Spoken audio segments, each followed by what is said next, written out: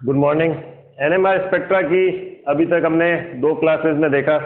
सबसे पहले हमने EMR, electromagnetic radiation, electromagnetic spectrum के बारे में बताया। अगली क्लास में हमने एनएमआर के बारे में कुछ इंट्रोडक्शन दिया। अब यहाँ मैंने आपको पिछली क्लास में बताया था कि एनएमआर स्पेक्ट्रा में चार जो हमको सिग्नल प्राप्त होता है उसके चार तरह के मेनली करेक्टरिस्टिक्स होते हैं। फर्स्ट हमने कहा नंबर ऑफ सिग्नल यानी सिग्नल की संख्या।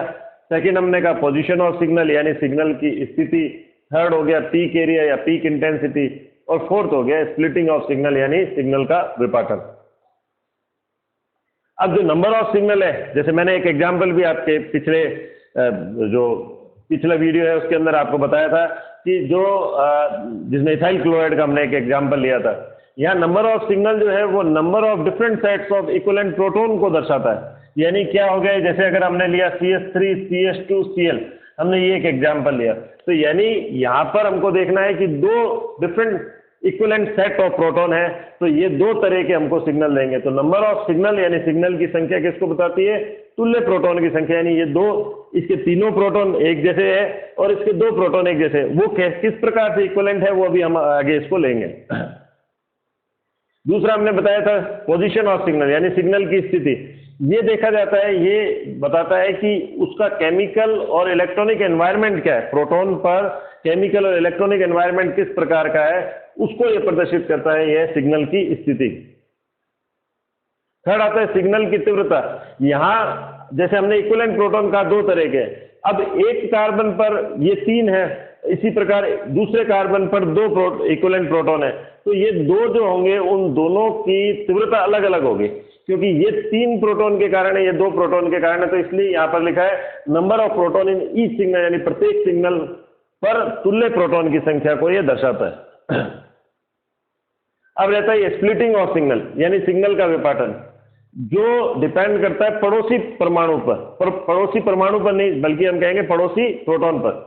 यहां पर हम कह रहे हैं कि ये 3H प्रोटॉन यानी कि 3H जो है वो डिपेंड करेंगे 2H पर। इसी प्रकार से ये 2H जो है वो डिपेंड करेगा 3H पर। इन सब की डिटेल हम नेक्स्ट क्लासेस में लेंगे। सबसे पहले हम ले रहे हैं यहां पर नंबर ऑफ सिग्नल यानी नंबर ऑफ, जो डिपेंड किस पर करता है, number of different sets of equivalent proton. अगर मॉलिक्यूल के अंदर जो इक्विवेलेंट प्रोटॉन होते हैं वो रासायनिक और चुंबकीय रूप से अगर इक्विवेलेंट प्रोटॉन है तो वो एक ही तरह का सिग्नल देंगे। यहां अब प्रोटॉन को इक्विवेलेंट और नॉन इक्विवेलेंट किस प्रकार से कहेंगे, तो हम यहां पर क्या करते हैं कि हमने प्रोटॉन को दो प्रकार से क्लासिफाई कर लिया, एक होमोटॉपिक प्रोटॉन और एक हमने ले लिया हेटेरोटॉपिक प्रोटॉन। हेटेरोटॉपिक प्रोटॉन को हमने कह दिया एनिसोटॉपिक प्रोटॉन और डायस्टीरियोटॉपिक प्रोटॉन। होमोटॉपिक प्रोटॉन और एनिसोटॉपिक प्रोटॉन एक ही प्रकार का सिग्नल देगा। इसी प्रकार, लेकिन अगर कायरल मीडिया ले रहे हैं तो एनिसोटॉपिक प्रोटॉन के भी हमको डिफरेंट सिग्नल प्राप्त होंगे।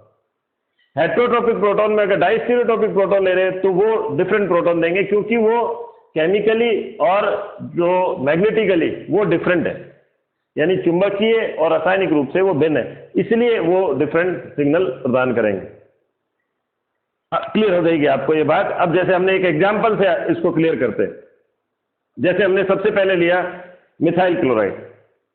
मिथाइल क्लोराइड में ये तीनों जो प्रोटॉन है ये एक ही तरह के हैं, यानी ये तीनों जो हाइड्रोजन है ये एक ही तरह के हैं, और ये कौन से होंगे? ये होमोटॉपिक होंगे।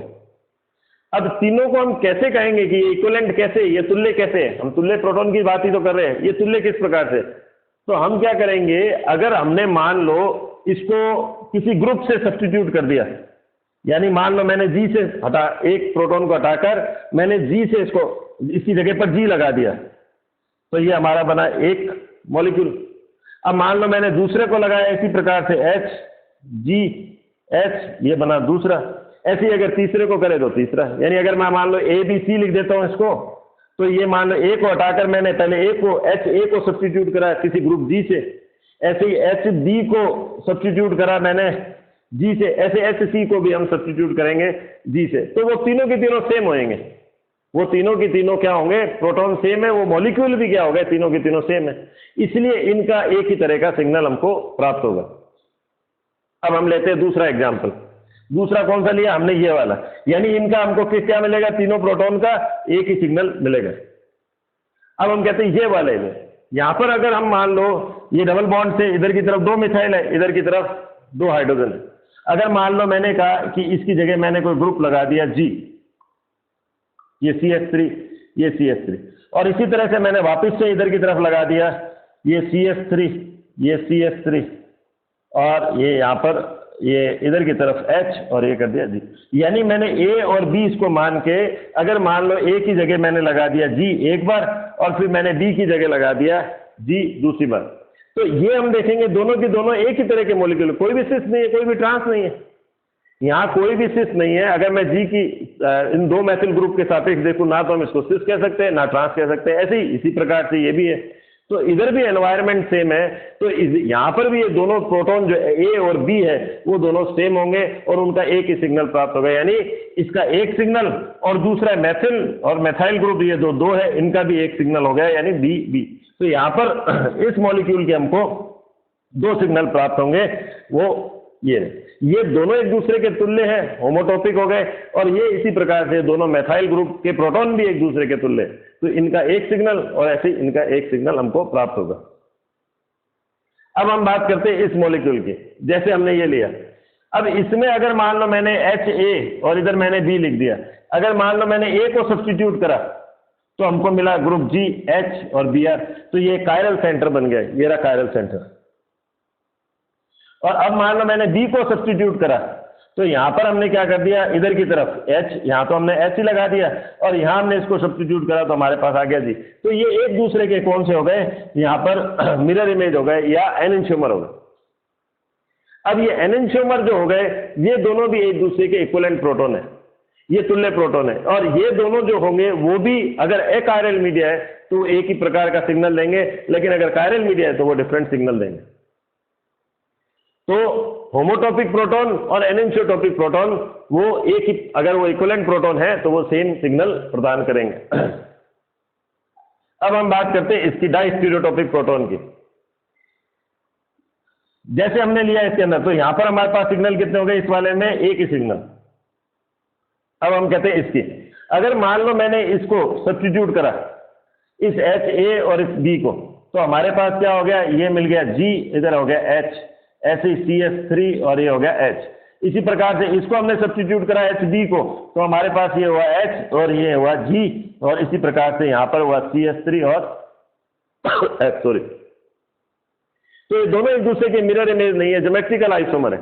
तो इस पहले वाली स्थिति में इसमें तो ऐसा नहीं हो रहा था, लेकिन इसमें ऐसा हो रहा है कि दोनों को जब आपने सब्स्टिट्यूट करा, तो अगर मान लो मैं G के सापेक्ष मैथिल ग्रुप को ये हायर प्रायोरिटी ग्रुप मानता हूं, तो हम देखते हैं कि दोनों के दोनों सिस है, और यहाँ ये दोनों क्या हो गए, ट्रांस हो गए। यानी एक को जब हम सब्स्टिट्यूट कर रहे हैं, एक HA को जब हम सब्स्टिट्यूट कर रहे हैं तो हमें सिस मिल रहा है, और HB को जब हम सब्स्टिट्यूट कर रहे हैं तो हमें ट्रांस मिल रहा है। इसका मतलब ये दोनों एक दूसरे के डिफरेंट प्रोटॉन है। तो ये दोनों एक दूसरे के डिफरेंट प्रोटॉन होने की वजह से या डाइस्टीरियोटॉपिक प्रोटॉन होने की वजह से ये डिफरेंट सिग्नल प्रदान करेंगे।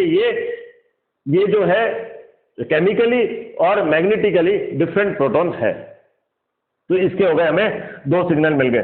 तो इसका एक मिल गया सिग्नल, ऐसे इसका एक सिग्नल मिल गया, ऐसे इसी का एक सिग्नल मिल गया, और एक मैथिल ग्रुप के तीनों प्रोटॉन का एक सिग्नल मिल गया। यानी टोटल मिलाकर हमको यहां पर मिलेंगे 4 सिग्नल।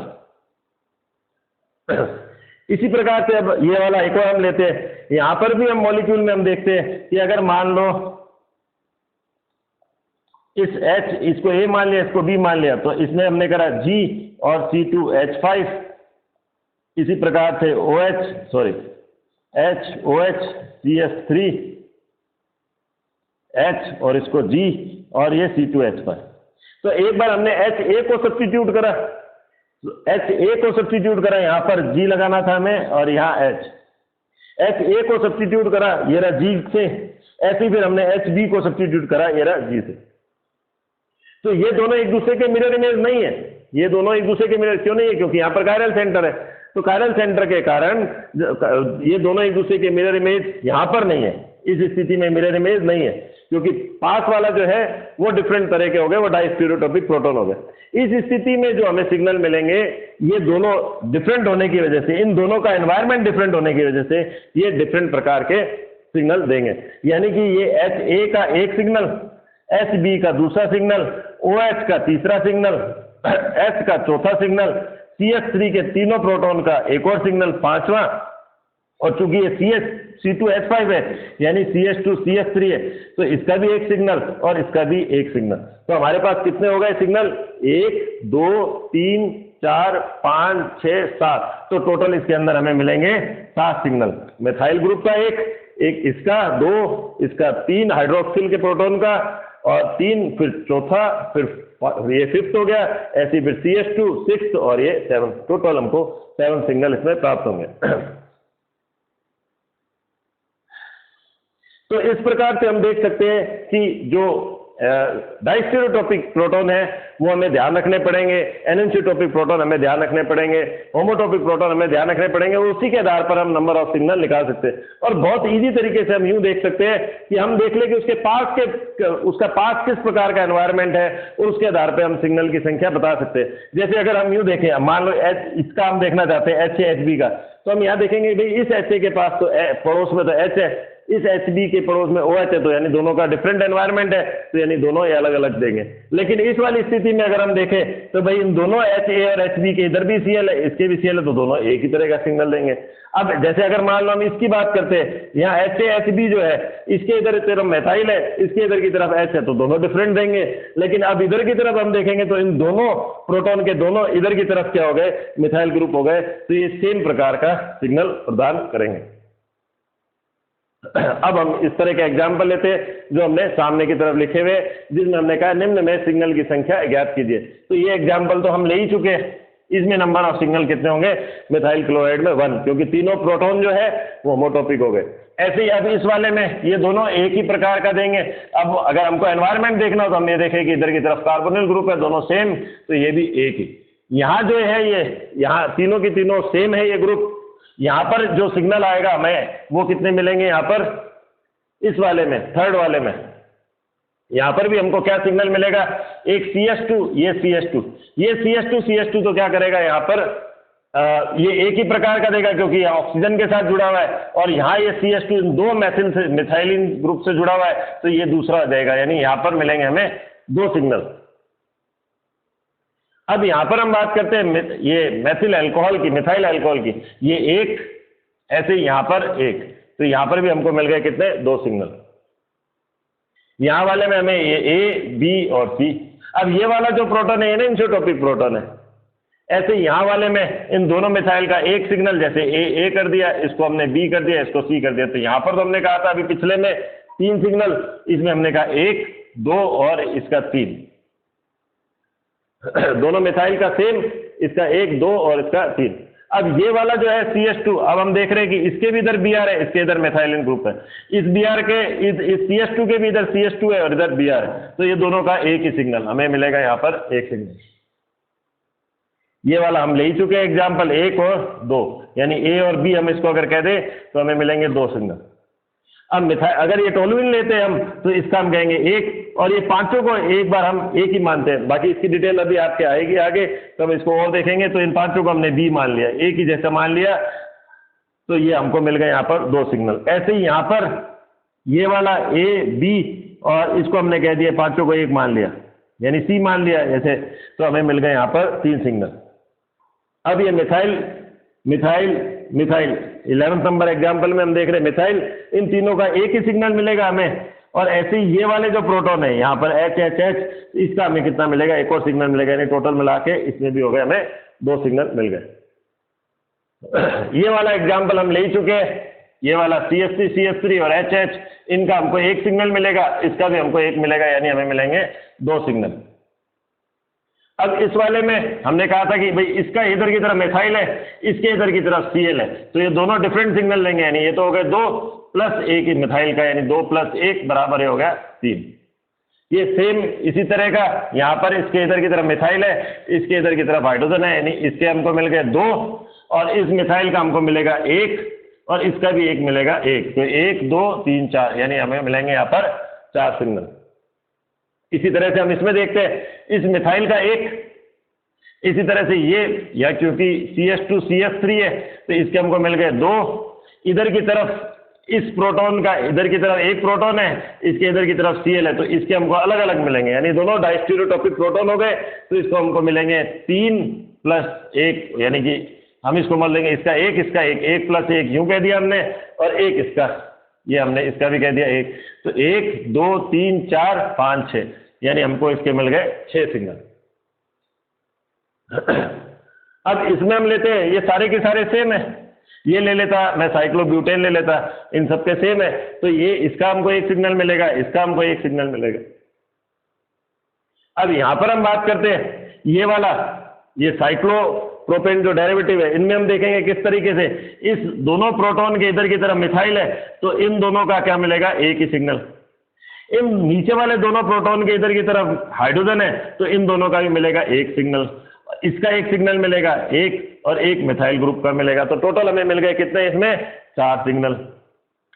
इन दोनों के इधर वाले दोनों के ऊपर वाले दोनों प्रोटॉन के इधर की तरफ मिथाइल है, तो एक सिग्नल, इधर मिथाइल का दूसरा सिग्नल, इधर मिथाइल का तीसरा, इन दोनों प्रोटॉन के इधर की तरफ प्रोटॉन है या हाइड्रोजन है, तो इसका हमको मिलेगा चौथा सिग्नल, तो 4 हो गए। अब इसी तरह का, ये बिल्कुल सेम इसी तरह का एग्जाम्पल है, लेकिन यहाँ H की जगह Cl है, तो यहाँ 4 मिल रहे थे, तो एक H कम हो गया, तो यहाँ पर हमको मिल गए 3 सिग्नल। ये 19 नंबर एग्जाम्पल में हम देख सकते हैं कि ये 3 मिथाइल ग्रुप है, इधर कार्बन हो गया, ये NH2 हो गए, तो इन तीनों मिथाइल ग्रुप का एक ही सिग्नल आएगा, इसी प्रकार से NH2 का एक सिग्नल आएगा, यानी टोटल हो गए यहाँ पर 2।